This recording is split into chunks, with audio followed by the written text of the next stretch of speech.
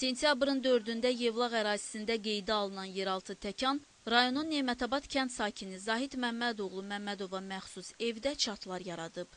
İndi yaşayış evinin divarları bir neçə istiqamətdən uçmaq təhlükəsi qarşısındadır.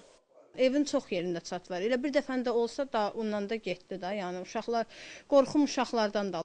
Evin sahibi Zahid Məmmədov bildirir ki, müvafiq qurumlar tərəfindən lazımi yardım olunmazsa tikili çökə bilər. O deyir ki, əgər hər hansı kömək göstərilərsə, evinin hər an uçmaq təhlükəsi qarşısında qalan divarlarını bənna olduğu üçün özü də bərpa edə bilər.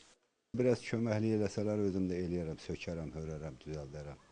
Nemətabad kəndinin icra nümayəndəsini əvəz edən Mahir Rüstəmov da vəziyyətlə yerində tanış olub. Onun sözlərinə görə yaşayış evində təmir işlərinin görülməsinə ehtiyac var. Çatlar həqiqətən də böyükdür və uçmaq təhlükəsi var. Yəqin ki, bununla bağlı rayon komissiya üzvləri də gələrlər, baxarlar, şahid olurlar ki, həqiqətən də burada uçmaq təhlükəsi var. Sabahımız dediyimiz 3 körpənin də böyüdüyü bu evin gələcək taleyi barədə isə Yevlax rayon rəhbərliyinin atacağı addımdan sonra nəsə demək mümkün olacaq. Elnari İbrahimova, Rəhman Əsədov, Şaban Cəfərov, Yevlax.